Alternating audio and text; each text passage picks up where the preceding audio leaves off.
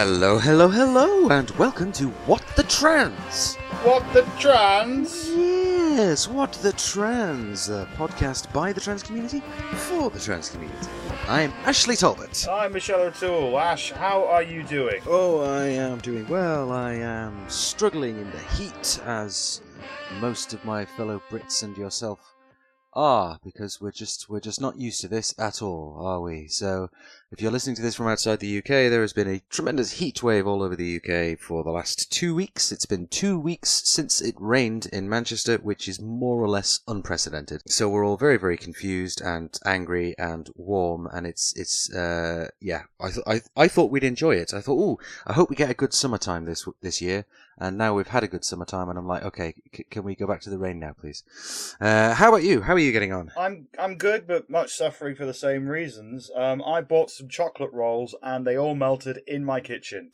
Right. So I just left the flat and just wandered the streets of London, just going, why? And then many other people looked at me and was just like, I know, this is too much. The Brits are never happy. We're never happy. It's either we're complaining about snow, we're complaining about rain, we're complaining about the sun. I think it just means that we all got to move somewhere else. Yeah, but or just, learn to stop complaining, I suppose, but... Oh, we can't do that. That's what we do. We're famous for it. It goes against every single one of our national identity tropes, doesn't it? Anyway, so that's good. To English people talking about the weather, as is by law and custom, but now let's get on with the podcast, shall we? And so, yes. Screaming into pole position with our first segment, terrible news. It's all terrible. But not really. No, not kind really. of. No, not really. It's the name of the segment, really. But we are starting in Hollywood, and yet another story of a cis actor who has taken a role playing a trans person because they clearly haven't got the fucking message yet.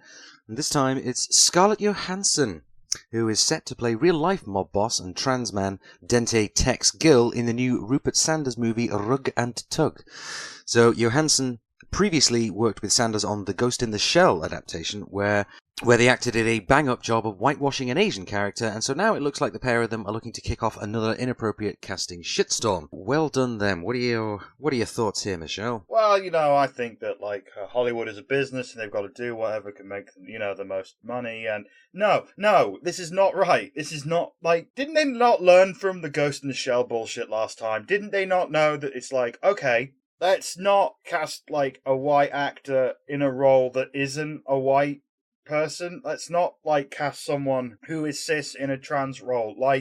How did they not learn this from all the other things that have happened? All the other people where there's been a backlash, like your Jared Leto's, your Jeffrey Tambors, your Matt Bomer's, and her response was a complete fucking joke, where she was her people were just oh, well, I'll refer you to all of these people who have done the same thing. And it's like me saying, oh, are you saying murder's bad? Well, let me refer to all these people who have committed murder. So my murder's going to be fine. How come their murder's right and mine isn't? Well, it's you're all wrong, actually. So you're pointing to people who've done it before who have been criticised for doing it. So there have been a lot of reactions to this week, haven't there? So Tracy Lynette, who is an actress famous for her role on Transparent, which also features abusive cis-washing fuckwit actor Jeffrey Tambor playing a trans woman, but she said on Twitter, "So, you can continue to play us, but we can't play y'all? Hollywood is so fucked. I wouldn't be as upset if I was getting in the same rooms as Jennifer Lawrence and Scarlett for cis roles,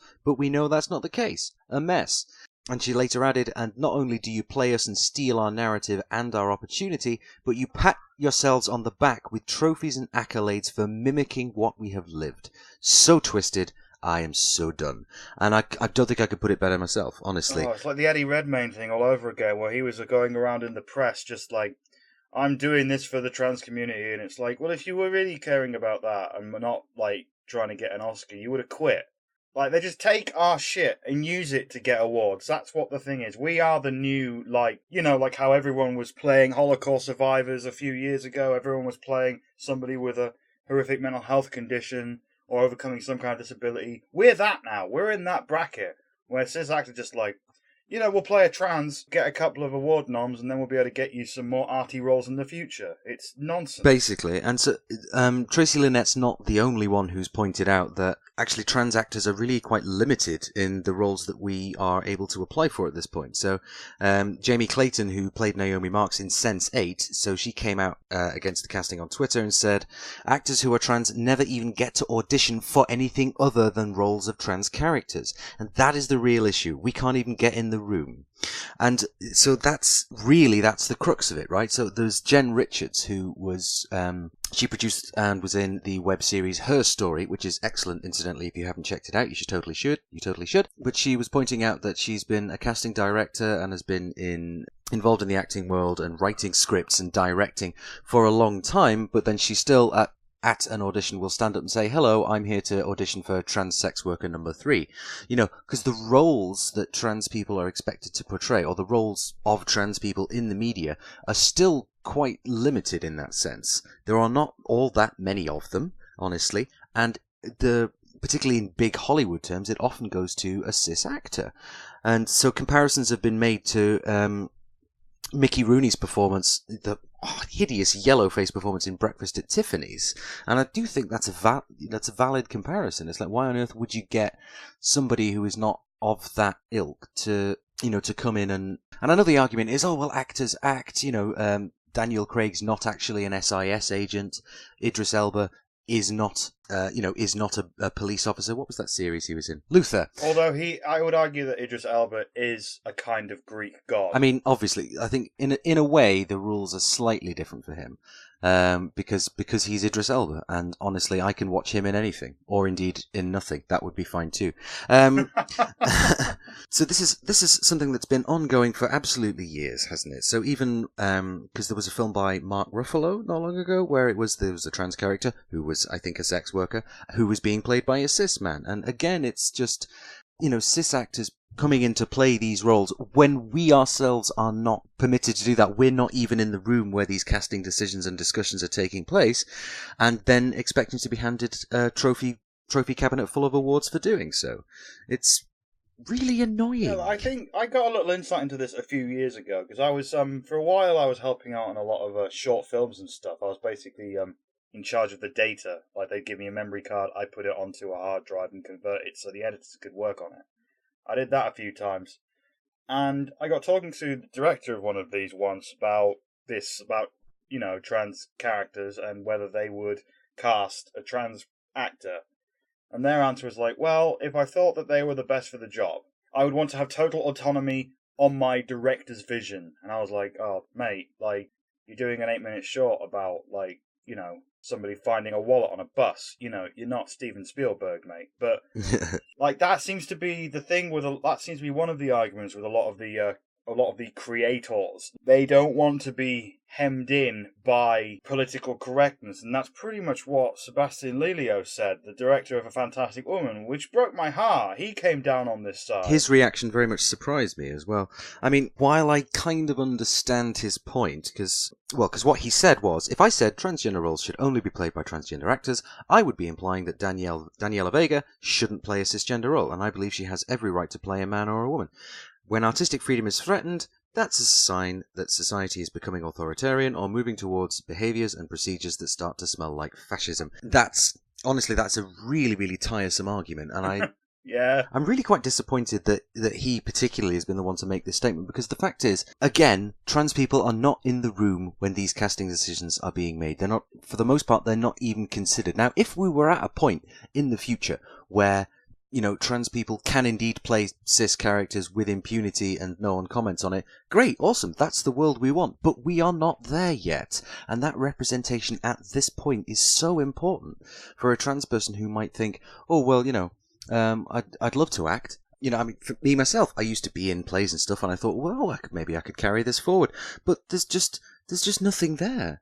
There are hardly any roles for trans people, and they inevitably go to cis people. And so that, again, the defense that it's becoming authoritarian, it's becoming fascist, it's a total dog whistle, essentially, and it's really boring. There's only, like you said earlier, all the parts for trans people kind of suck. Yeah. If you did like a show reel of trans acting, it would be like 90% sex workers, well, probably like 80% sex workers, 15% serial killers, and 5% roles that are other. And this is one of those roles which I think it sounds like it could be really interesting. Like, it's all about Dante Tex-Gill. He was a Philadelphian mob boss. He did lots of running massage parlors and the like, and he was a pretty tough, rough figure. And he was a trans guy, you know? He was running around, like, getting sex reassignment surgery with the money he was making off essentially being a terrible human.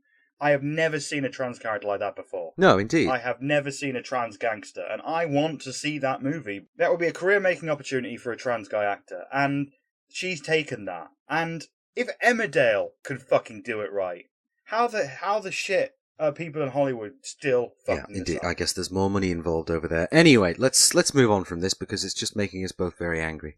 Yes! Because we're still having this conversation. So on to some slightly lighter news, Michelle. Well, you say lighter. I mean, potentially lighter, slightly better. Yeah, I think it's good news. I'm pretty torn about this, but anyway, here in the UK, the government has finally launched their consultation on Gender Recognition Act reform. Whether the still ongoing collapse of Theresa May's cabinet will impact on this is anyone's guess, but you can now head over to www.gov.uk/government/publications to find the consultation, and you can now tell the government what you think needs to happen. I mean, there are a number, as I think we've discussed on previous episodes.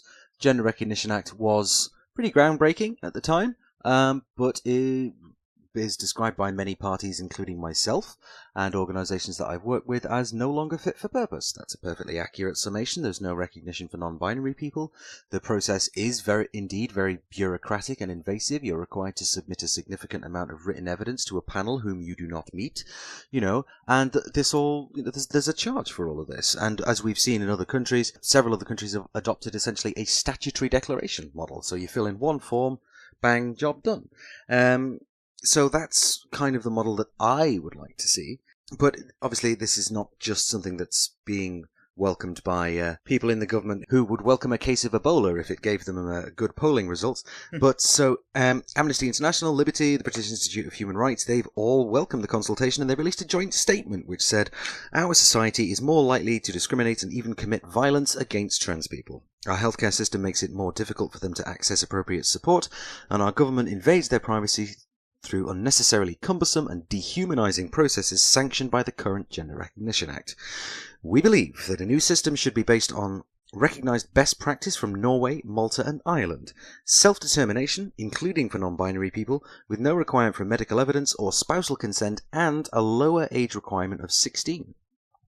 So this consultation was launched amid great fanfare last week, and we'll go into some details about the nature of that fanfare, which I was there to witness, a little bit later on in the show. But this was launched amid the government's LGBT Action Plan, which has been based on the results of, I think, the largest survey of LGBT people ever conducted in the world. It had over 100,000 responses.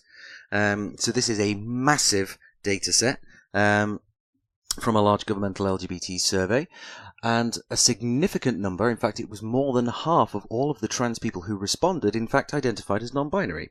And so there's no recognition for those people currently in the law, and so over half of the respondents who are trans who are affected by this were saying this is what we need, and I genuinely hope that is something that is taken forward. But within this action plan, there is no provision whatsoever for under 18s. Okay, so you can't start the process of gender recognition and changing that over before you're 18, even if these new changes come in, because it's none of the things in the action plan for the whole LGBT community are concerned with people who are under 18, which is a pretty tremendously bad oversight in essence, because a lot of the time you're aware of your gender and sexual identity long before you hit the age of 18, and in a lot of cases you need a lot of support when doing so, which is why Mermaids exists. That's why the Albert Kennedy Trust exists, because people coming out to their parents so often, even today, find themselves being evicted or find themselves cast out in an unsafe home situation because they are LGBT. So yes, I'm cautiously optimistic about this consultation and about the action plan, but as you say, the whole rather fractal and fragmentary nature of the current government leads me to wonder, well, so who exactly is going to be implementing this and when?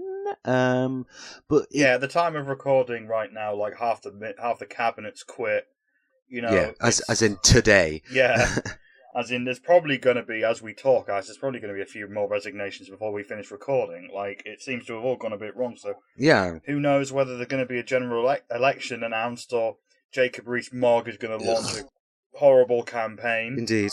Which I'll be protesting against rigorously. And then there's also the fact that the one thing that I dug up whilst researching this, basically there was a YouGov Pink News survey a while ago that showed that 1 in 5 people that were asked don't think that trans people should be able to change their gender without a doctor signing it off, which doesn't fill me with too much confidence as to getting a decent result from the consultation. So I guess the message is, listeners, go to that website I said earlier, just Google it or whatever, and do the consultation, because I think there's going to be a huge number of people who are going to be just like completely fucking clueless and be like, oh, why are you bothering with this? Or, you know, trans women, erase lesbians, blah, blah, blah, blah, blah. Like, we need to basically drown those bastards out.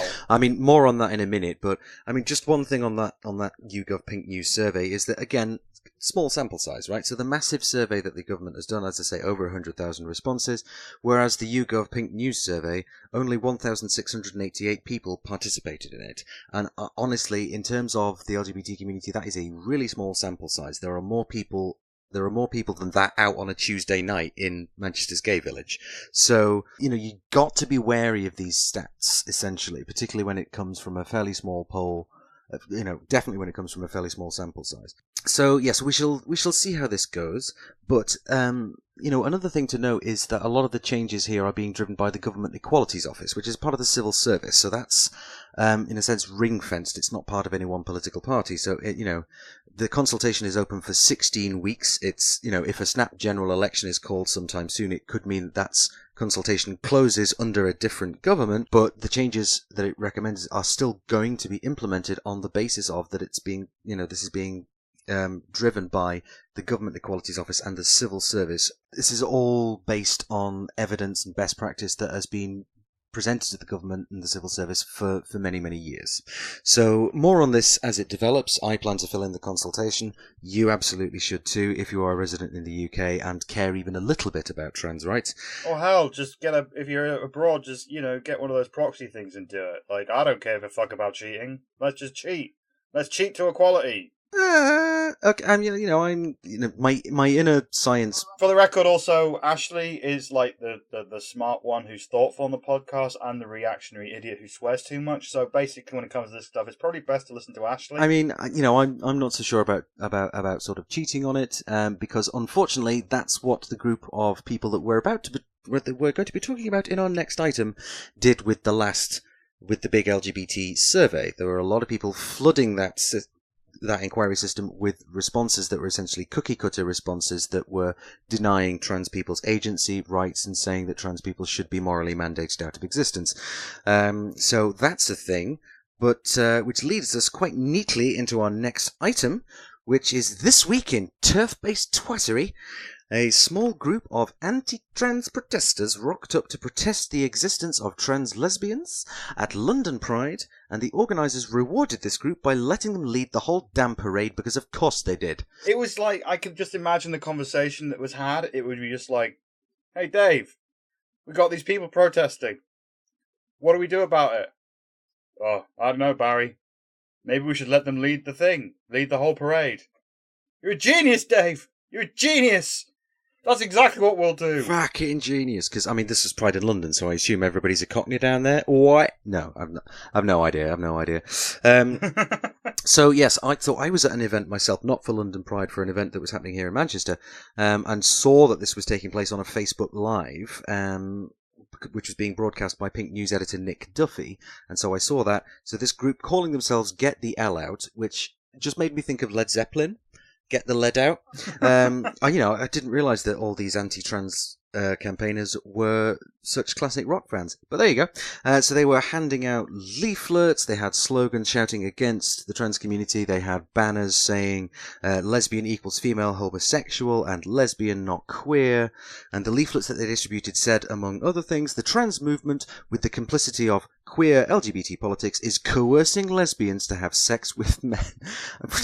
I'm sorry, I couldn't even do that with a straight face. I mean, in fairness, I can't do anything with a straight face. Anyway, so we firmly condemn this vision's form of anti-lesbianism disguised as protest. And so, in many ways, that doesn't even make sense. That's nobody is coercing lesbians to have sex with men. Trans women are women. That's kind of how that thing works. It's all about consent, not coercion. And so what this lot are doing is trying to coerce people into thinking that they represent the overwhelming majority of the lesbian community, when in fact they don't. It's the same 6 or 8 people at every Pride March that they turn along and disrupt. I don't think anybody involved in this anti-trans campaigning actually believes the things that they are saying. I don't think any of them actually believe that lesbians are being coerced into having sex with men. I think they are quite aware that they are telling lies. And I think that they don't care about telling lies because they hate trans people so much for whatever reason. So this is the same rhetoric as we've seen previously aimed at other sectors of the LGBT community, and a number of commentators have pointed out that, well, look, had this group turned up and said no gay Asians at Pride, or no gay black people at Pride, or no gays at Pride, no gay men at Pride, only lesbians kind of thing, there would naturally have been quite a lot of resistance to that. But for whatever reason, Pride in London have allowed them to march. So let's look into what they've actually said about it, shall we? Yeah, like the way that these, like, I was sort of following this on the day because I was at London Pride, but I wasn't there to see this part. It was like my birthday. I just rocked up like 2 hours after the parade started. I saw the Skittles float, and that's it. Then we went straight to Leicester Square to hang out at the women's stage. Then we went to the cabaret stage to watch some drag acts. You know, I sort of was following this on my phone a little bit. The responses from Pride in London that kept coming out were astonishing. The initial statement from the spokesperson told Pink News, "Every year people come to Pride for reasons that matter to the community. As we found in our recent Pride Matters report, 24% of people say a Pride is protest. 78% said it was a celebration. We are pleased that the parade set off as planned and that hundreds of thousands of Londoners are demonstrating that Pride still matters. Given the hot weather, and in the interest of the safety for everyone attending today's event, the parade group was allowed to move ahead. We do not condone their approach," talking about the protesters, "we do not condone their approach and message, and hope the actions of a very small number of people does not overshadow the message of the 30,000 people marching today." And in a way, I can kind of see what happened. Like these nightmarish people showed up with their banners and started screaming at them. It's warm. They've got 30,000 people behind them. They've got sponsors of the event who are basically paid to be there, like Barclays and Skittles and stuff. They need to get the parade moving any way they can, and I can see exactly where the confusion lay, but I am astonished that they didn't have a contingency for this. God, yeah. Is this the first time ever at London Pride that someone has tried to, hijack the parade?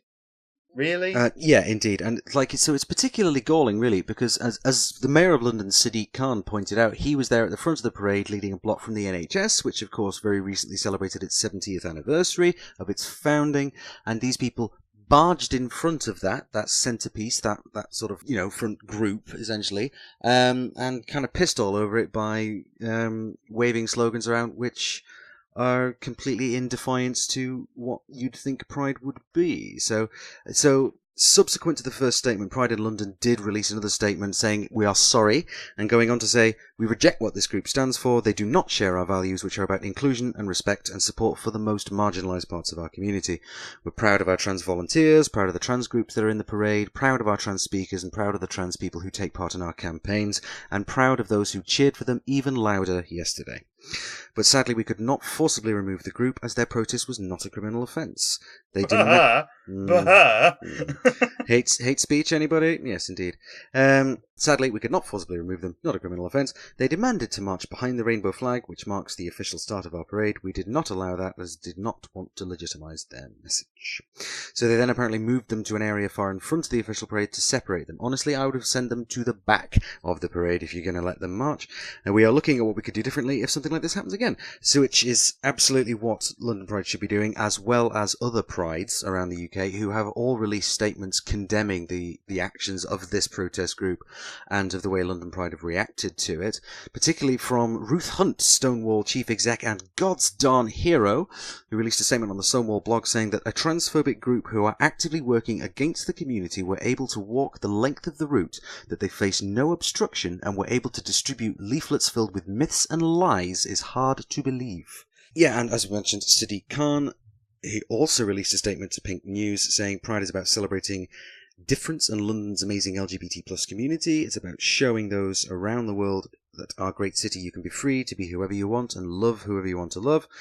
The vast majority of those present at today's march respected and embraced that, and the mayor condemns the tiny majority who did not. Yeah, I just want to say that if this sounds like that we're basically just reading straight off the Pink News website, the reason for that is that Nick Duffy, my old boss from a long time ago, Nick Duffy, when I used to work at Pink News many years ago, he actually had a press accreditation to basically be at the front of Pride. He was there basically to sort of take pictures and cover the Sadiq Khan NHS march, and he was going to be there to basically... Usually at Piccadilly Circus, they have like a mini ceremony to open Pride, and the people at the front of the march go in there, they sort of raise the flag, raise the banner, and then they have somebody on a big tannoy talking over, and then that's when Pride starts.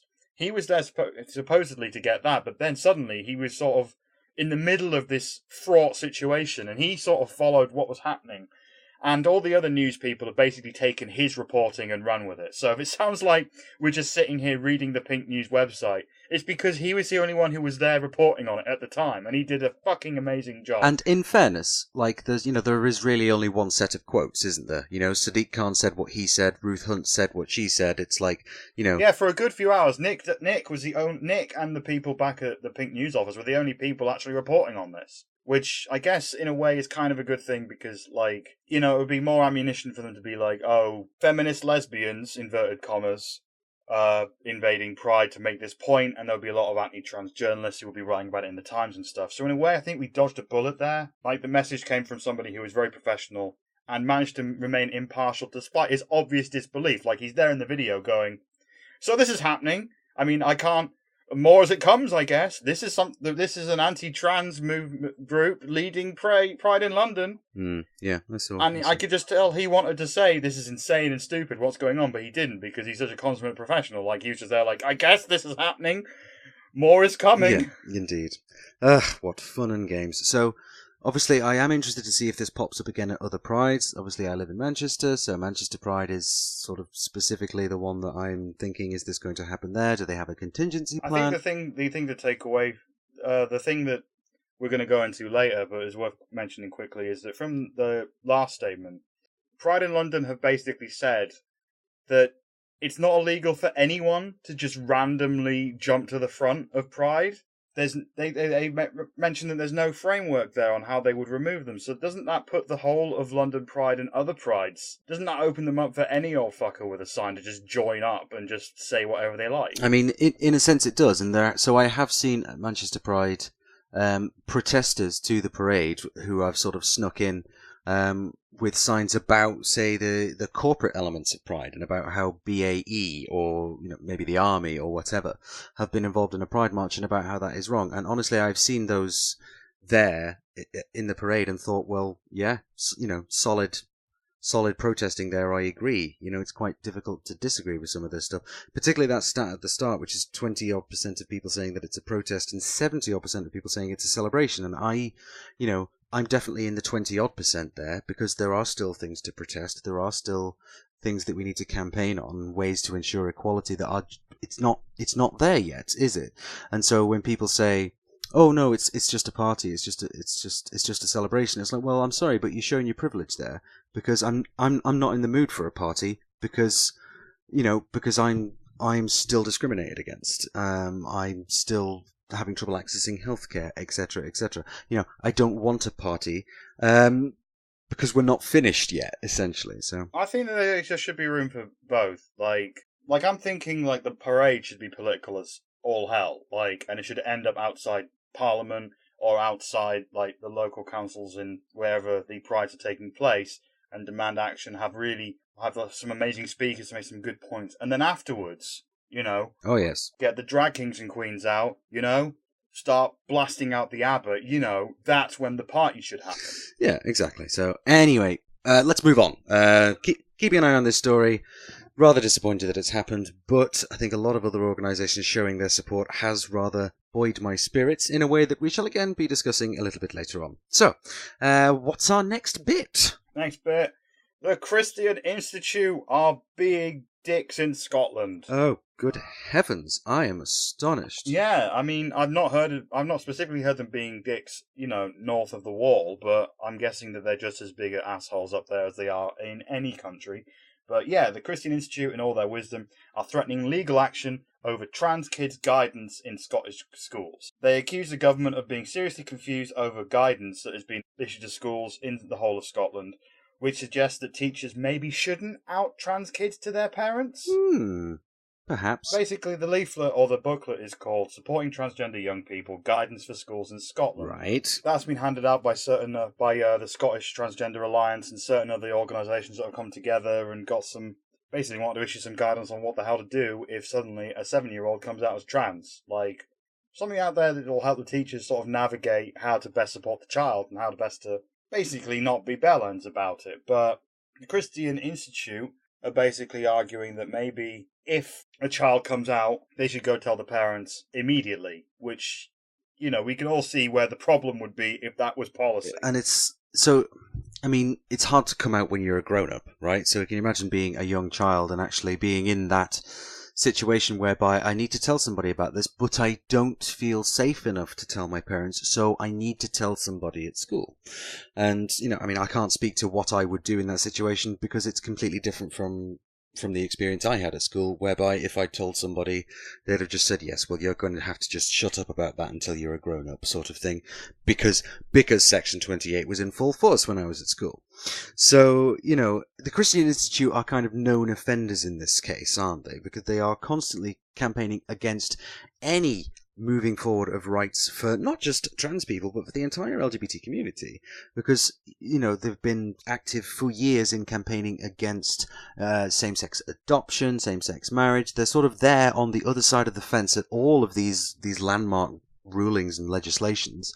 And so they are, you know, carrying on their fine tradition of just getting on everybody's nerves by once again threatening legal action over something which is kind of enshrined in law, what with the Equality Act and everything. So once again, I look forward to their case being thrown out of court. As if it even gets there. I mean, if it even gets by the sounds of it, it seems to be completely baseless because whilst the Scottish government sort of used some really, really odd language here, they basically said, we did not take any decision to formally endorse the guidance, as we do not take a prescriptive approach to the curriculum in Scotland, but they do say that they support the guidance. Yeah, indeed. So it's like I mean, so it's come from the Scottish Transgender Alliance, who are an absolutely fantastic organisation, and in fact, North of the Wall, I love how we're just calling it that now, by the way. But actually, Scotland has, in many ways, been quite a long way ahead of the rest of the UK on trans issues for quite some time.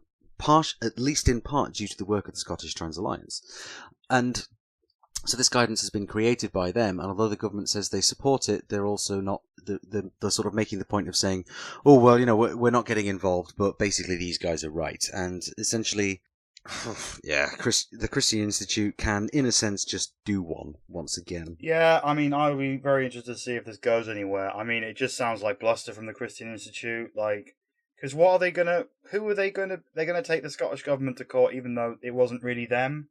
Like, what are they even gonna take them to court for? Yeah, exactly. Like, oh, we're gonna take you to court for supporting this guidance, and it's like, well, I mean, surely you want to take the people who made the guidance to court if that's your tack. But then, obviously, the Scottish Transgender Alliance has got things like, you know, evidence and research, and the Christian Institute have a book from several thousand years ago.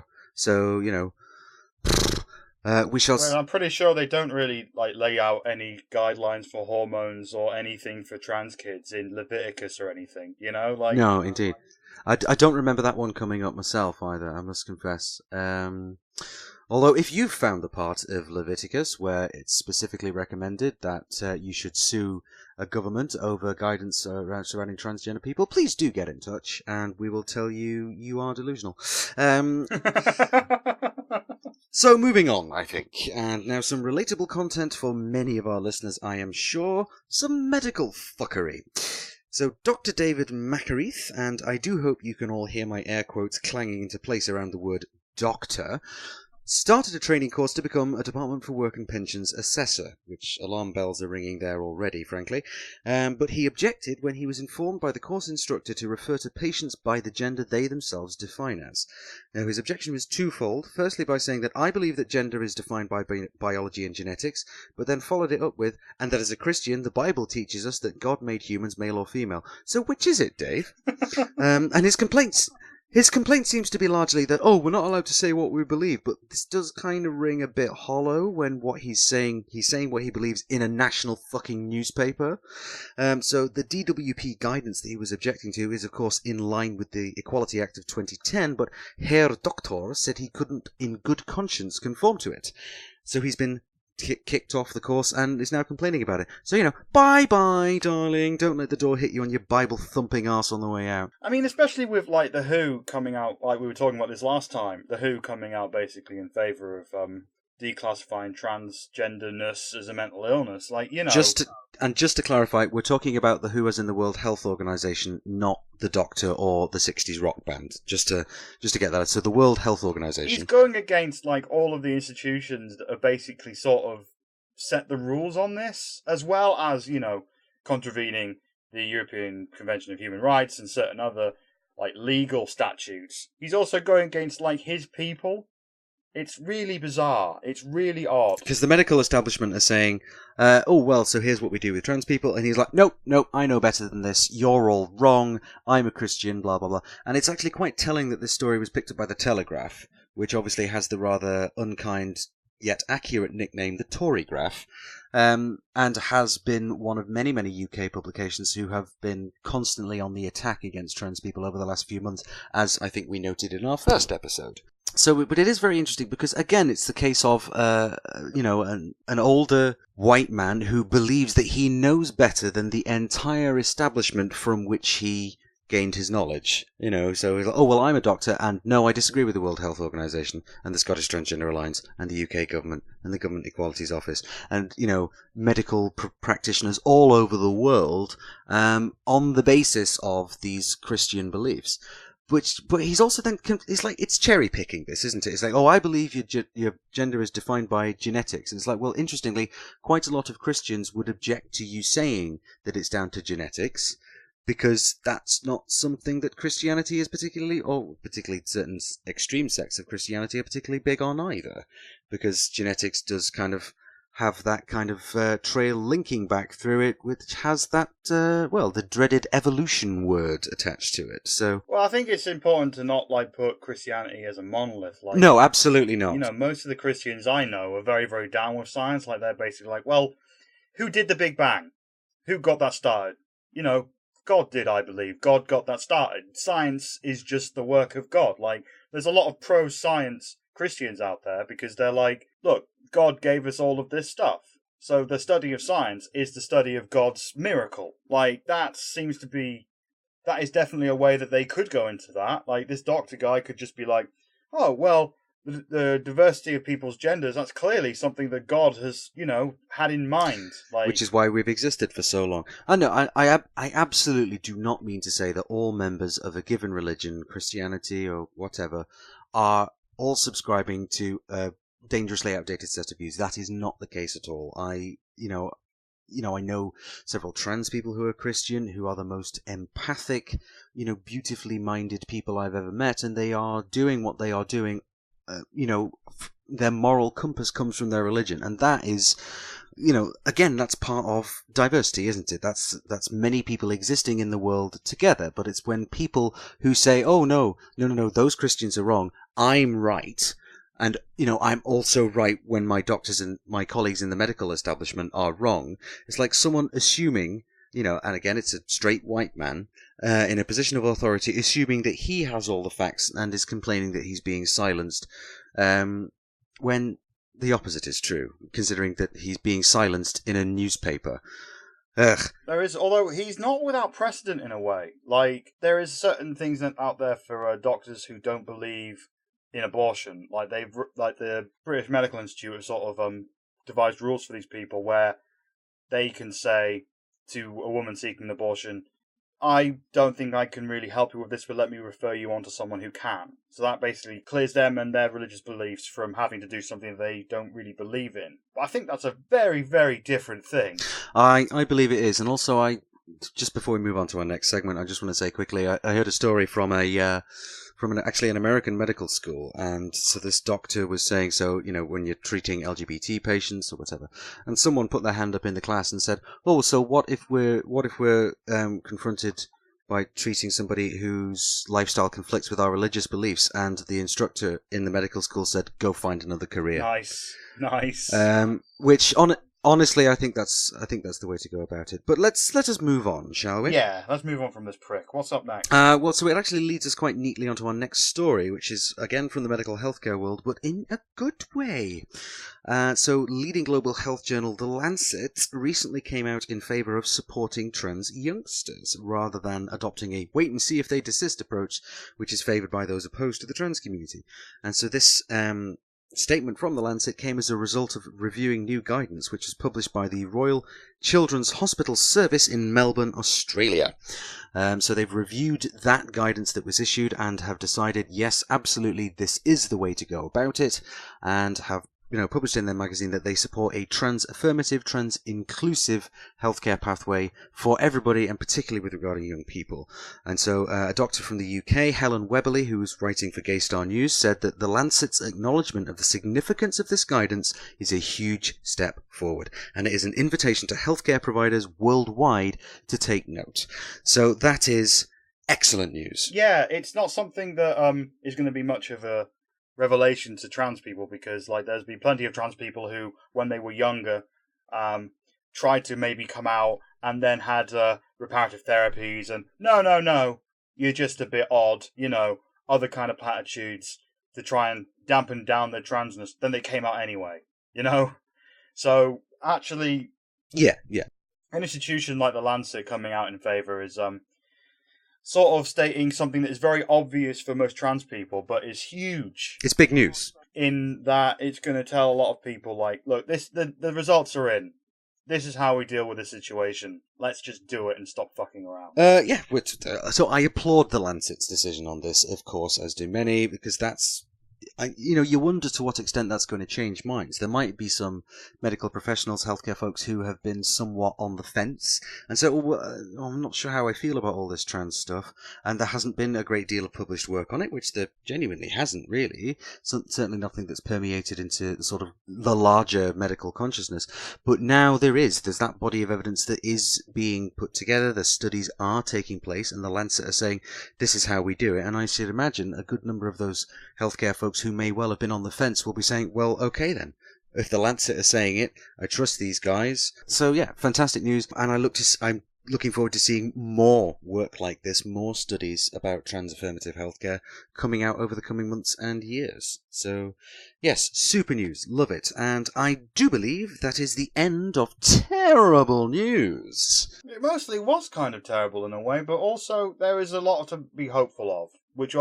Especially with the Pride in London thing, which we're going to go into in the hot take in a lot more detail. Yeah, indeed we will. All right. So let us move on to our next segment, the gender pop culture disorder. Michelle. Oh my god, I'm infected with the gender pop culture disorder. Yes, me too. Actually, it tussled me to the ground earlier on today and beat me about the head with trans-inclusive literature and films.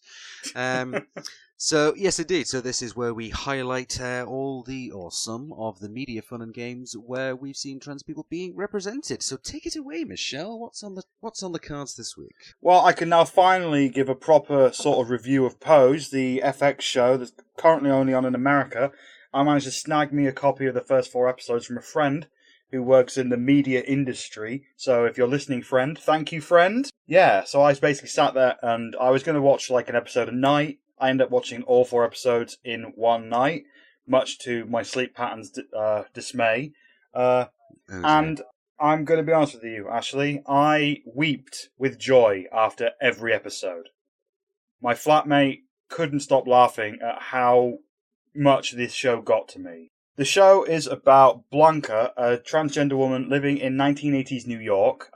She is a member of the House of Abundance, a ballroom house that basically competes in these regular sort of cabaret-y, sometimes draggy, basically they pose, as they say in the show, and they are handed out trophies if they are the best in their category. And there's different houses that compete in these competitions. So you've got the House of Abundance, you've got the House of... I can't remember the name of it. Basically, anyway, they've got different houses that they enter into different competitions, and it's sort of the people of colour queer community's way of creating their own world with their own achievements, their own things they can aim for, and they can just totally be themselves in an incredibly hostile city, in an incredibly hostile world.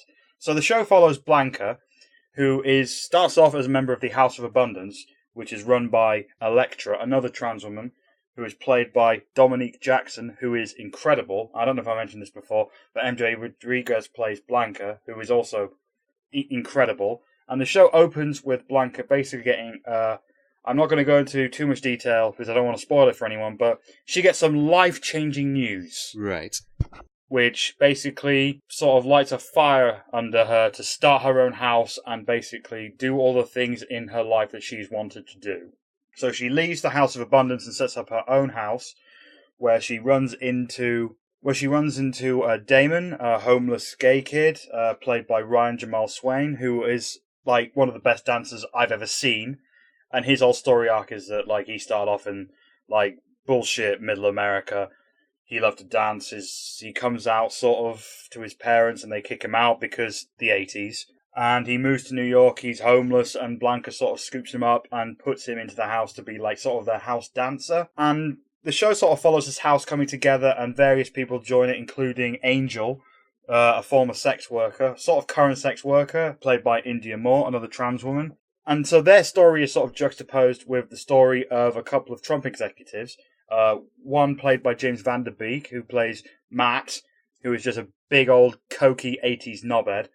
And then there's Evan Peters, who plays Stan, who sort of enters into a relationship with one of the characters from the house, a romantic relationship, and that sort of, there's a sort of subplot with him sort of trying to deal with being into a queer person of colour, whilst also married, with all of that stuff going on. And the beating heart of the show is family and community that people make. They make their own, which I'm sure many queer people listening to this will be able to get behind, because we've all sort of had to do that at some point. We've had to make our own families. And I cry at the end of every episode because there's always this moment where they come together after a good 50 minutes of pretty dark shit happening to them. And they come together and they basically snuggle up and are just adorable, and I love the show. And I would encourage everyone to watch it any way they can. I'm not going to go into specific details of that. But yeah, it's sort of Janet Mock's in the fold. She's just directed a new episode in America. She's written another episode that was also very good. It's Ryan Murphy production, who has basically done all of the research. He's basically taken all the lessons that he learned from his particularly shocking portrayal of trans characters in Glee, and sort of dive straight in and really done his research on the era. Like, it's the 1980s, New York it's not a good time for New York. Yeah, it was basically like The Purge, wasn't it? New York in the 1980s. So. In some respects, like, there is a bit of a disconnect with me when it comes to, like, Blanca's new house. They have a flat that they all live in, and this flat is about 10 times bigger than mine. But then that does kind of make sense, because in New York, living in the city, like, you could get a flat for next to nothing, because, living in the city, it was, a dumpster fire. Like, New York back then was garbage, and it was like... And I think the show's going to go to how, like, the Trump company, the Trump Corporation, and James Van Der Beek and Evan Peters are involved in sort of clashing with this underground, queer scene by the docks, and, with the ballroom stuff. And Yeah, it's got a lot of places where it could go, and it's also got a lot of heart. And if you are any kind of queer, especially trans, if you don't weep at least after every other episode, then you are dead inside, and you should really go get that checked out. Right. So I have heard a lot about this show. Obviously, it's thus far not available in the UK. I am super jealous of you having friends in high places, I must say. You say high places, they're basically I don't want to go into too much detail because I'm pretty sure they'd probably get in trouble, but they're basically the nerds in the basement who work with a lot of the techie stuff. Like, no one's watching them. It's not glamorous. I used to work in that kind of thing. It's very much windowless basement, lots of humming machines and flashing lights and working out what bitrate things should be. So you say high places, it's really not. Well, if they're sort of in underground air-conditioned rooms, it's friends in low places, really. But yes, exactly. But going back to what I was saying, so from what I've heard and read about it, is I am 100% looking forward to seeing this once it is available over here. Because this is precisely the sort of thing that myself and my big queer friends have been waiting for. This kind of this historical, sort of telling a story, telling a real story, representing people, and yeah, this is precisely what we want, right? So, like, queer television, which is actually good television instead of just a load of gay stereotypes, essentially. So yes. Oh yeah, this is prestige American TV. Like, it's not HBO. Like, officially, but it is very HBO in how it handles itself. Well, yeah, excellent. And so yeah, get on that. But I think you can flog a horse too much. So let's move on to our next bit. Oh yeah, I have been flogging that horse way too much. So yeah, moving on very quickly to Skylar, who appeared in an episode of Queer Eye. Oh, we were talking about that a while ago. He has sort of come out defending the Fab Five after receiving some criticism over how they betrayed the trans angle. He was speaking to them, a website that deals mostly with non-binary stuff, but he was saying, the questions I keep getting asked are these guys really that nice? Are they really that awesome? My response is always no, they're even better than what you get to see on TV. We spent a week and then some filming. They crush it into less than an hour, and there's so much that's left out. I took full power knowing that the show was going to be targeted at middle America housewives, because that's what the first series was geared towards. And I was like, cool, I'm going to teach some middle American housewife moms how to care for their transgender kids when they come out by being open and understanding their kids better. So he's clearly seen the criticisms that the show was a bit exploitative, a bit trans 101, which sort of rubs some trans people up the wrong way, but he makes a pretty good point there. This show wasn't for the trans community, it was for everybody else, and I think he's right. It's going to do more good than harm in the long run. So moving on to the last thing I just want to talk about very quickly, My Generation, the project run by Fox Fisher, Lewis Hancock, and Owl, they've made a sort of groundbreaking short documentary about trans people in Russia. It's only 60 minutes long, you can check it out on their YouTube channel. Basically, they meet a bunch of trans people in Russia who are injecting their own hormones, using vodka as disinfectant, which is probably the most Russian way of doing hormones. And they sort of explore these people's lives. And, you can tell roughly what the results are. Like, I think we talked about this in the previous podcast, where kind of being trans, or at least being in a relationship with a trans person, could be argued as being gay propaganda in that country, because of their stupidly vague, just their stupid law, and also vague law. But then it really unearths some interesting facts, like to medically transition in, the Russian medical institutions, you have to spend a month in a psychiatric hospital. So talk about gatekeeping. Like, their gatekeeping makes our gatekeeping look, humane. And one of the people that had to do that was talking about how they were just inundated with a barrage of tests. And I learned a lot. It was incredibly eye-opening. So check out My Generation on YouTube. The channel's full of really cool stuff like this, but they've really outdone themselves this time. Fox and Owl basically directed and sort of wrote and did all the stuff on this particular video. They did a smashing job. So yeah, check that out. Super duper. My Generation, My Generation have actually produced some really, really good stuff since it was started up. So absolutely check out that YouTube channel. Lewis Hancock's Fox and Owl, fantastic people all. So yes, thank you very much, Michelle, for our little media digest.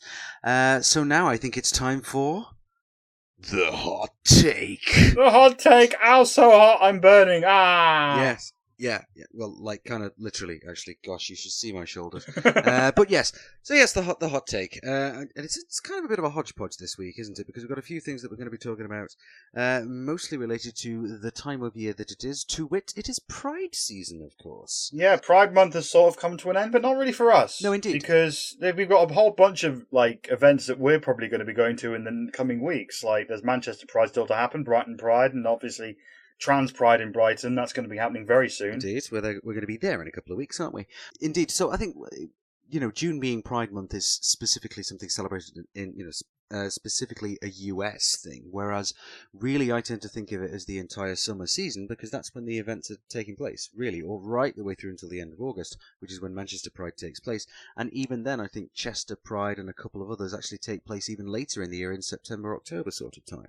So it's not just 1 month. But what I will probably remember about this year's Pride season is a couple of weeks ago, just before we recorded the last podcast episode we did, I received the most surprising email of my life.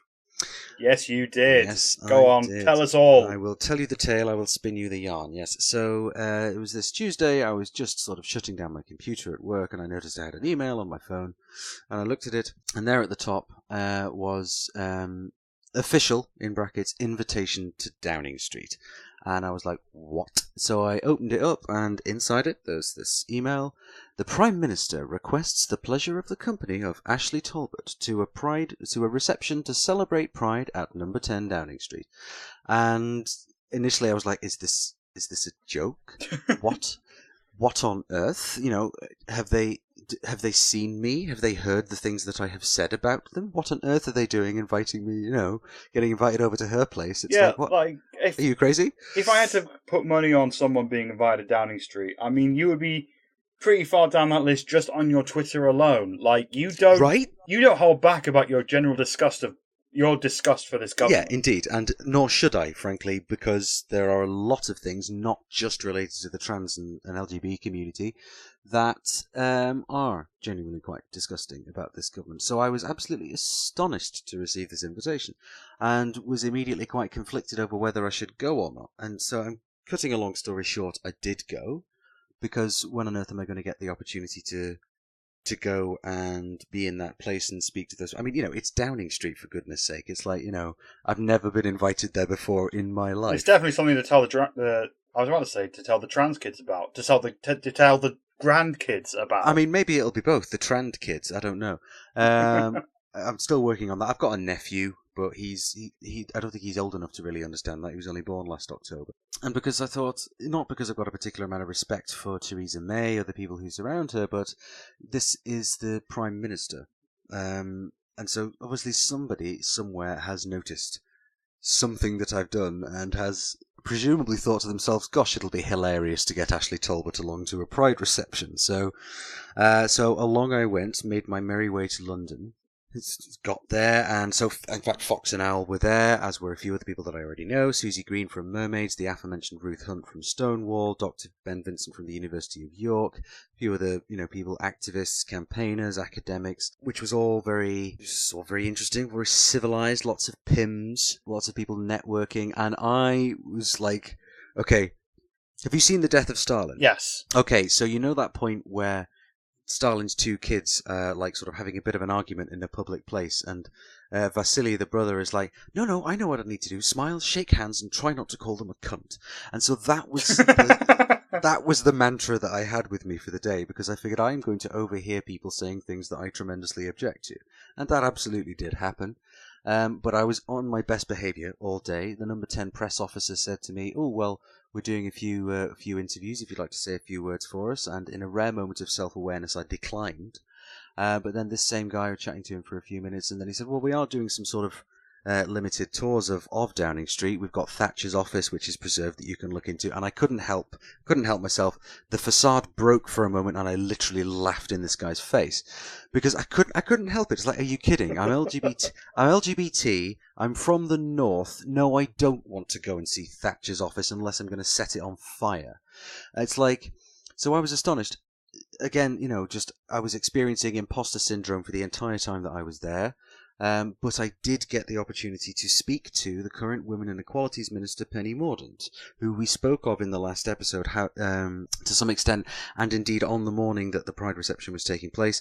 That's when the consultation was launched, when that was announced, when the action plan was announced. And so as soon as I got the invitation, I was like, okay, so something is going to be happening on that day. There's going to be a sort of media thing surrounding it, and lo and behold, that is precisely what occurred. So it was a very, very strange experience. Not sure if I'll get invited back. And honestly, it was a right faff to get there. But I was inside Downing Street.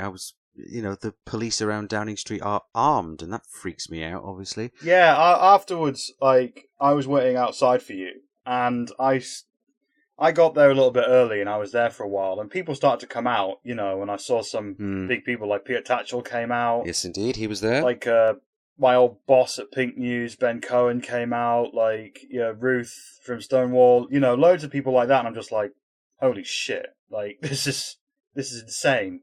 And then I was just looking over all the armed people, like, I was standing there for about half an hour, because it took you a while to come out, I'm guessing, because of security and stuff. And well, no, I was just sort of hanging around in the garden, getting my fill of free Pims, but carry on. Fair enough. But I was standing there, and like all the armed people were just staring at me, just like, "What the fuck is she doing here? Is this?" And I kept looking at my phone to try and see if you'd come online on the Facebook Messenger. So it just must have looked like that I was there, just like coordinating some kind of awful thing or something. So I just like hid round the corner for a bit because I don't feel good about guns. I don't feel good being around guns.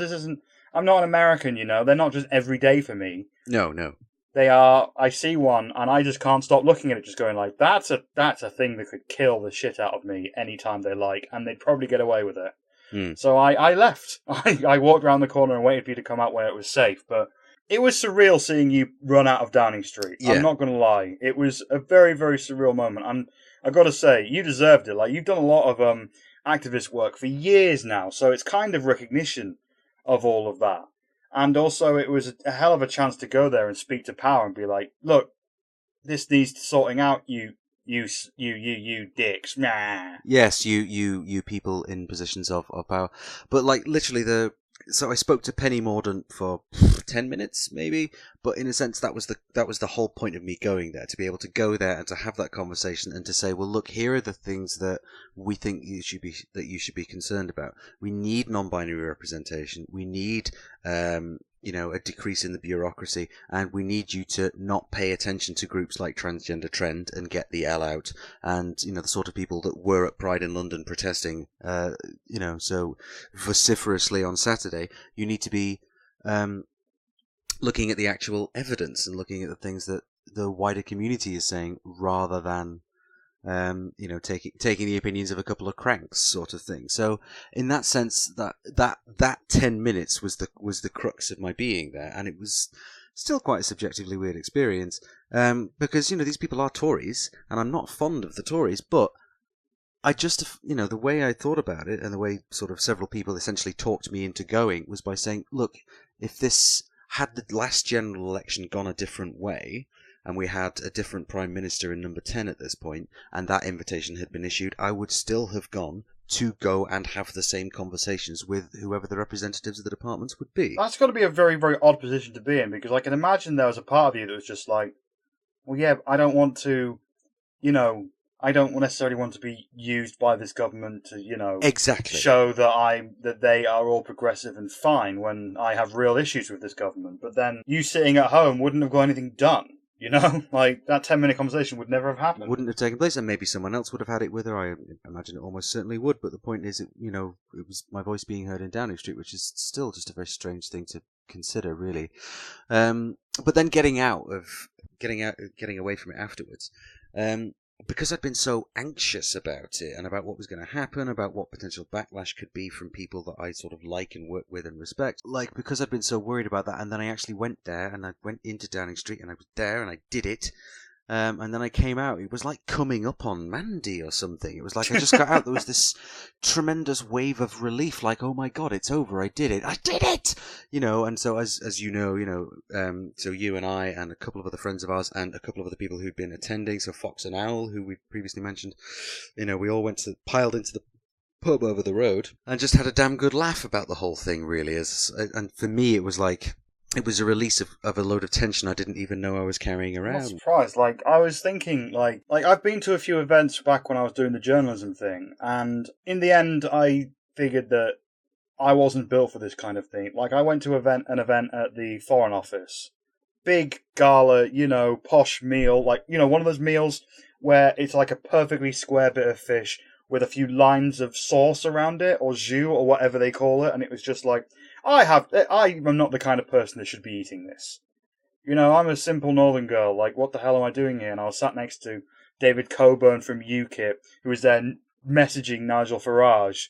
And I'm just having to stop myself asking, what the fuck are you? Like, how are you a gay man in UKIP? Yeah, how does that even Like, work? what are you? Like, I just had to keep my mouth shut.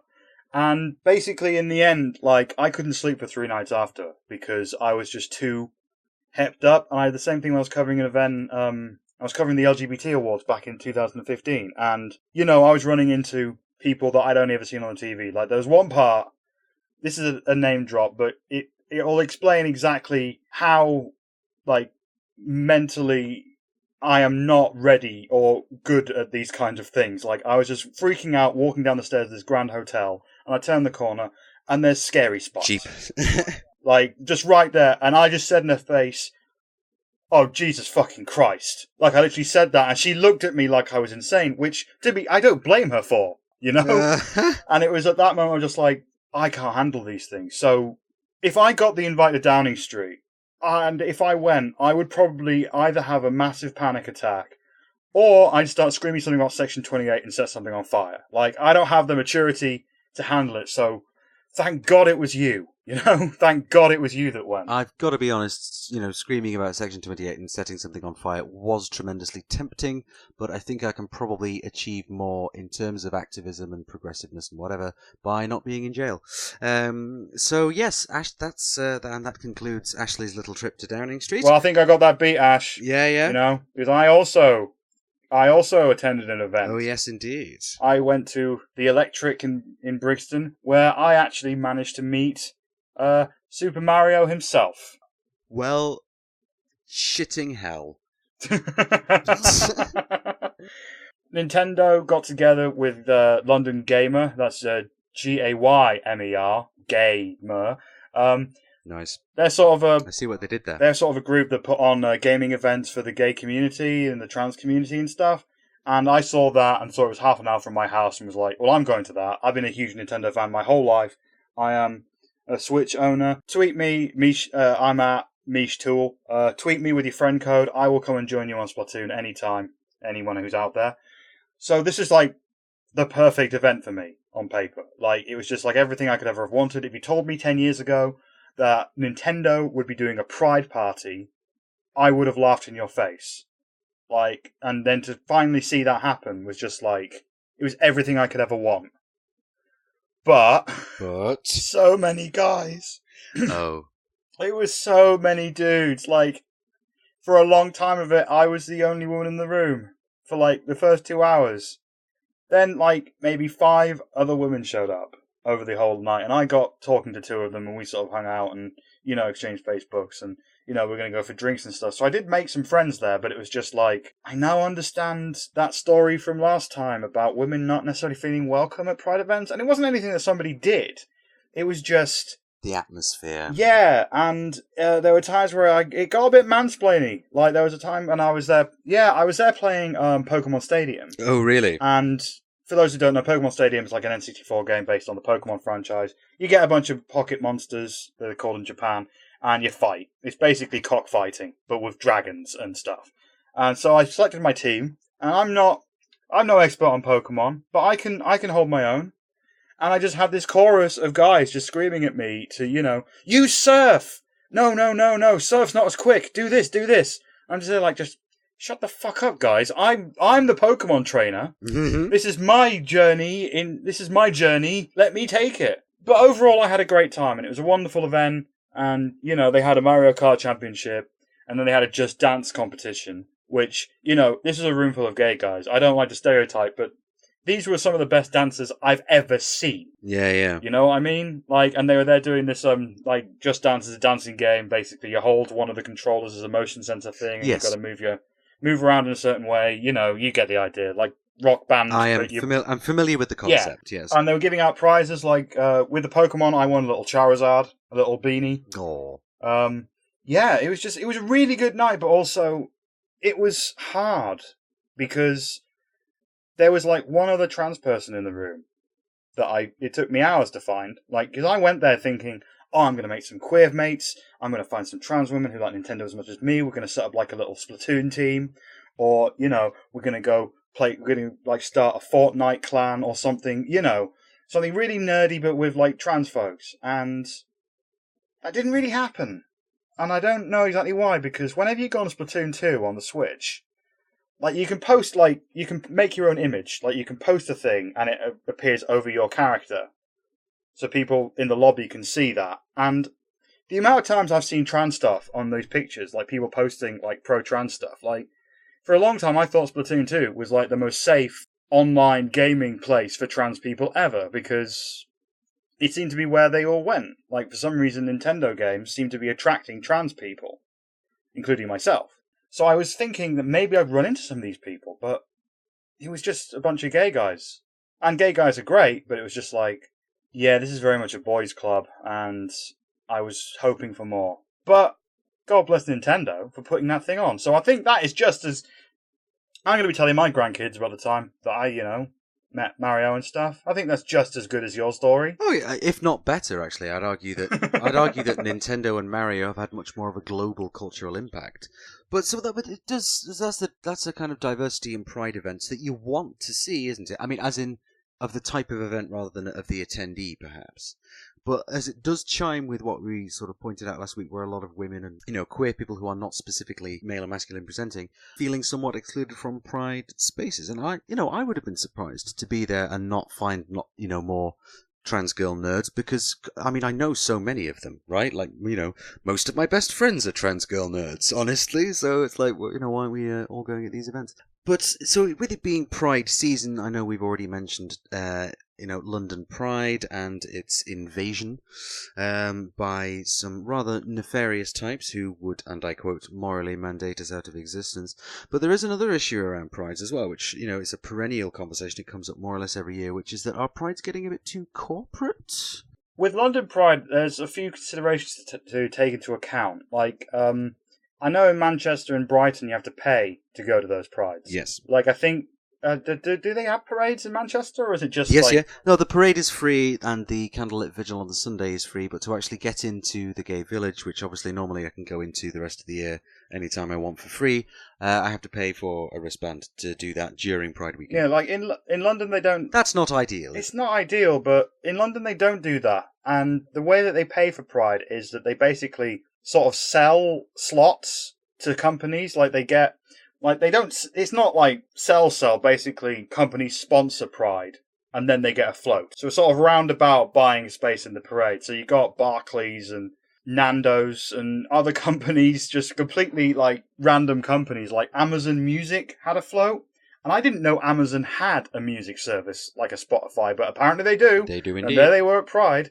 I don't know whether, like, it was their, like, LGBT employee union that were on the float, or just some randoms that they found. I have no idea. I was kind of hoping that maybe they were throwing out some free trials. You know, like the Skittles people were throwing out free bags of Skittles. I was hoping that maybe Amazon Music would be throwing out some free trials, but they weren't doing that. It's just like this really hodgepodge collection of different companies, and I'm wondering how much that sort of influenced the decision to let these turfy nightmares lead the parade, because you had all these people that essentially paid for an advertising opportunity, and it was really warm, and there's 30,000 people waiting to go, and I'm wondering, like, how much that may have influenced the decision to just get the parade moving any way they can. I mean, I do see that point, but then at the same time, so if everybody else in the parade has had to pay for a slot, and this lot just turn up and barge their way into the front... Well, not everyone has to pay for a slot. Like, you know, your LGBT charities and groups and various activists and stuff, they don't pay. Like, good. You know, the Peter Tatchell's Foundation, just, you know, they get a slot. You know, like, certain people just get a slot reserved for them. Some have to apply. You know, like, it's not like... I think it's basically corporations, businesses, and financial interest have to have a stake. Like, they can't just, rock and be like, oh, well, I think Tesco should get a flow because, Stonewall do. Although Stonewall didn't this year because they pulled out because of concerns about diversity. Yes, indeed. Which turns out they were kind of bang on, considering what happened. But yeah, like Tesco and, other like activisty things are not competing on the same field. Like, one sort of pays for the other. So that's why London Pride is free. Like, all the stages I went to, they were completely free. And it wasn't just stages, like there was the Soho Community Village that had basically all of the stalls that you would expect to see, like the Terence Higgins Trust and all the groups like that, giving out information. And, the stages were just fantastic. Like, I didn't get to the Trafalgar Square stage because that was just a nightmare. I didn't want to go all the way down there with my mates and then not get in because they do have numbers. They do have quotas. Yeah, it's bound to fill up, isn't it? Although I did notice actually, because when I was travelling across London on last Tuesday to get to Downing Street, there were rainbow flags flying over Whitehall, and even on the the crossings where the little green man pops up. To show that it's safe to cross. That symbol was either the lesbian symbol or the trans symbol or, various other things instead of the man. Just for Pride Week, they just changed the little stencil on the light so it shone through differently. And I was like, oh, wow. And that's such a tiny little thing to do. But it's like, oh, wow, that's brilliant. And that was of course, I was crossing or walking, on the edge of Trafalgar Square to go down Whitehall. So, there are sort of... There are points on both sides here, but then I think a lot of people object to the way that Pride is getting too corporate when it lets corporate interests, and I'm going to use this example once again of BAE Systems, who are making weapons, which are dropped on or launched at other people to kill them, and then you've got the people from that organization that kills people in a roundabout way. In a quite direct way. They manufacture these things which are used to kill people in other countries, who are then marching proudly in the parade. It's like, well, I really don't think that's appropriate, personally. I'm in line to agree with you. That sounds pretty fucked up. But there was a BAE Systems float sort of marchy bit a couple of times in Manchester Pride, and I have objected to it in one way or another on each of those occasions. But I am not on the board of Pride. I do not make these decisions. So, but then there are other celebrations that take place that are not specifically called a Pride event, but that is essentially what they are. And there's a good example of this in Manchester, which took place the weekend just gone, which is Sparkle. Oh, I have never managed to make it to Sparkle because it usually clashes with London Pride. Yeah, indeed, and that's fair enough, obviously. But so Sparkle is billed as the National Transgender Celebration, which I think might be overstating the case slightly. There are a number of transgender celebrations, but it is quite easily the biggest one for specifically the trans community in the UK, if not the world, because people do travel from all over to come to Sparkle, and so it's all out just in Manchester's Village, and it is not a paid event.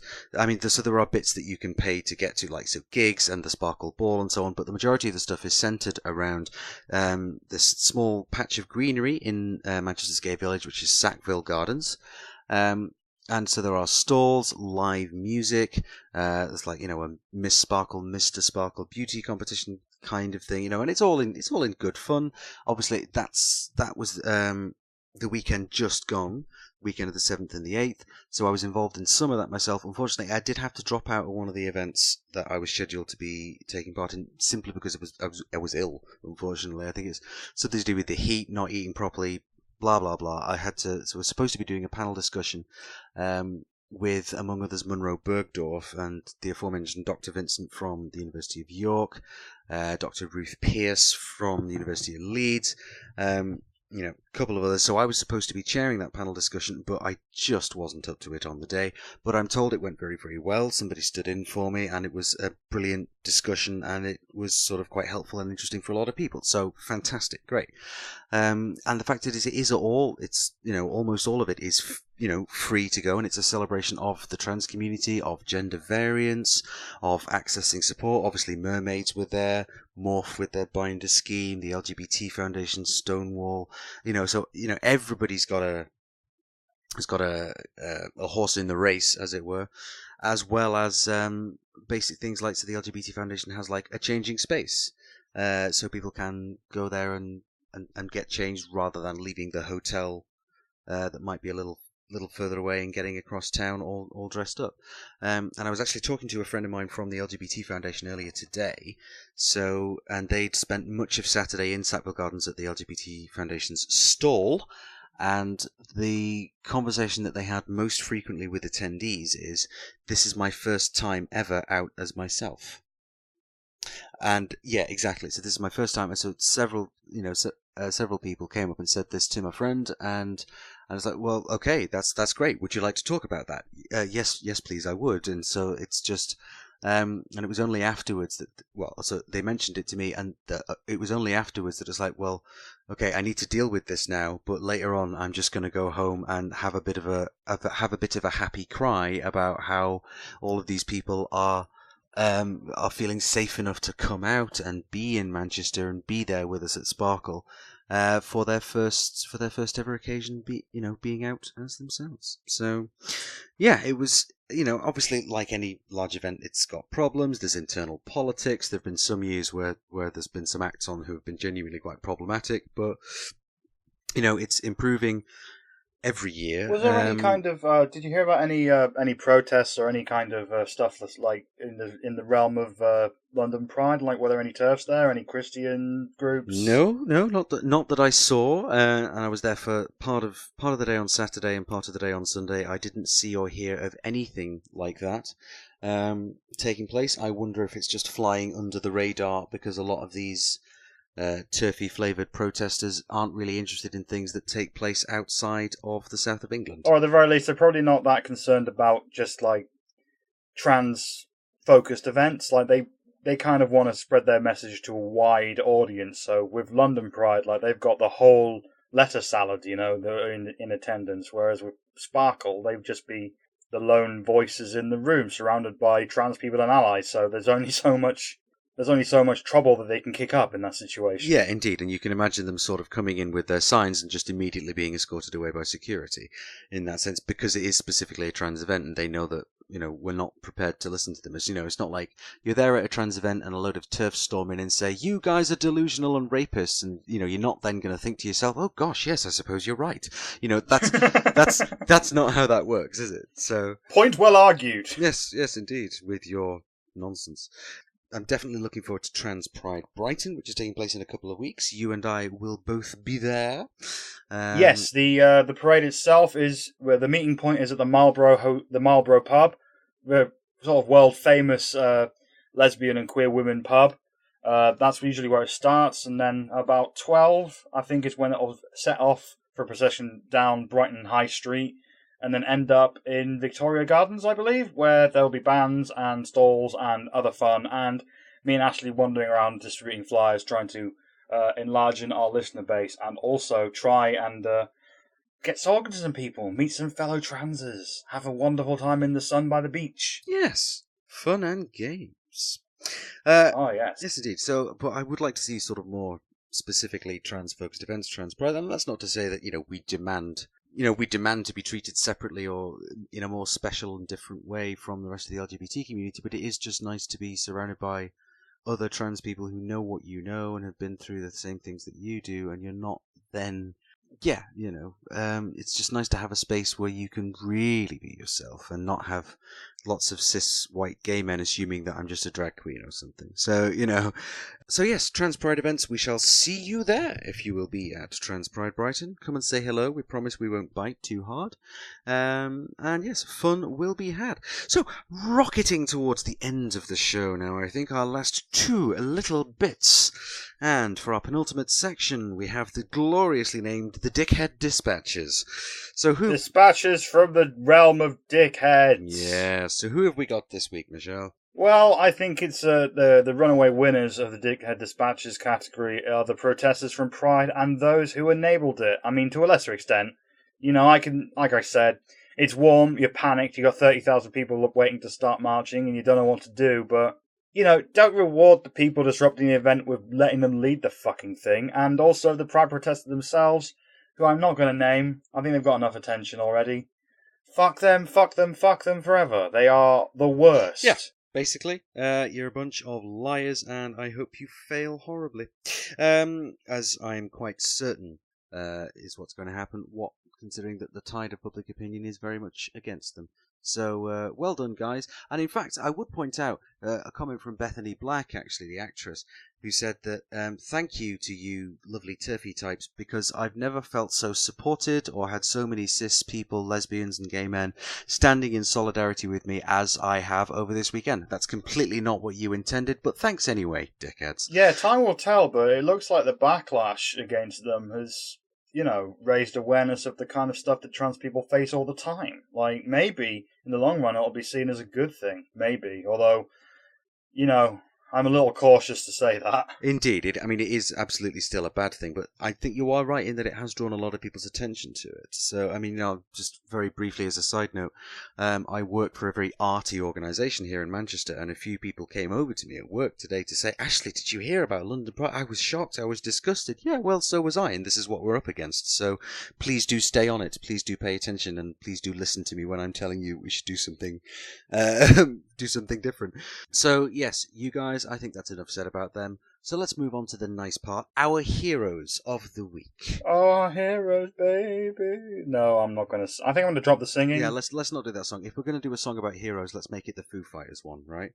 There goes my hero. See, the problem is you can actually sing. Like, you are an actual musician. I am just someone who... My singing is almost entirely the shower and when I've drank too much. I mean, in fairness, when I sing, it's always through a vocoder these days. So let's not be creating categories of excellence where there aren't any. But this, for me, absolutely 100% has to be the hundreds of, indeed thousands of cis lesbians starting hashtags who's showing their support and solidarity with the trans community after the events at London Pride on Saturday. So the two hashtags are hashtag L with the T and hashtag I stand with trans people. And it's not just cis lesbians who've been using this, there have been gay men speaking out, various other organisations who've all been making the point that trans people are part of the LGBT community. To say that they're not is to try and exclude in a way which is very, very insidious, and you do not represent me. You 6 or 8 people who barged your way into the front of Pride are not representative of the wider lesbian community, and have been resoundingly told that by, as I say, thousands of people on the YouTubes, very brief clips saying, people showing their support and saying that, these people are wrong, this shouldn't have happened, we support our trans siblings. And that, you lot, you hundreds, you thousands of people who have done that for us, we thank you. You are our heroes on this week's episode. Yeah, you totally saved my pride. Like, everyone on the L with the T hashtag. Like, I was sat there in Leicester Square, and I was just staring at my phone, and I was just... Like, I was on the verge of tears for a good, 45 minutes, just looking at what Pride in London had allowed to happen. But then I started looking at, on Twitter, the reactions to it, and the vast majority of the tweets that were coming out, were very much in support of the transgender community. And I don't have turf block or anything, so, if there was a massive uprising of anti-trans assholes, I would have seen it. But it just wasn't there. And I've got a few to read out here. Hannah Moskowitz tweeted out, "This cis lesbian is with her trans sisters and siblings all day, every day. Terse can fuck the fuck off." Hannah Maxwell, who just tweeted simply, "This lesbian vicar is too hungover for any transphobic nonsense today." Jenna Burns, "I'm a cis lesbian and trans woman. Do not erase me. Transphobia should never have place or platform in Pride." And just seeing hundreds and hundreds of these, just sort of, it was like a pat on the shoulder, just like, Michelle, it's fine. They got your back. You're welcome at this event. And just looking around all the people and overhearing conversations throughout the day, right on Leicester Square, Regent Street, Dean Street, people of all persuasions, gay men, trans people, all of the different mixtures of people, just saying that this was supremely fucked up, and they were just as angry as I was. That turned the whole day round for me, and I was able to continue being me, doing Pride, and all of the things. So, again, thank you to all the people on that hashtag, and all the people who maybe weren't on that hashtag, who said similar things on various social media platforms that I do not understand. Indeed. So, yes, fabulous stuff. And that is why these people, these anti-trans campaigners, that's why they'll lose. They are colossally outnumbered and demonstrably wrong.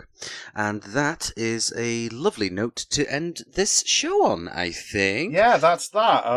Thank you for listening. Please feel free to rate us on iTunes and share us with all of your friends, buddies, and enemies, or just any randoms that you happen to be standing next to at the bus stop.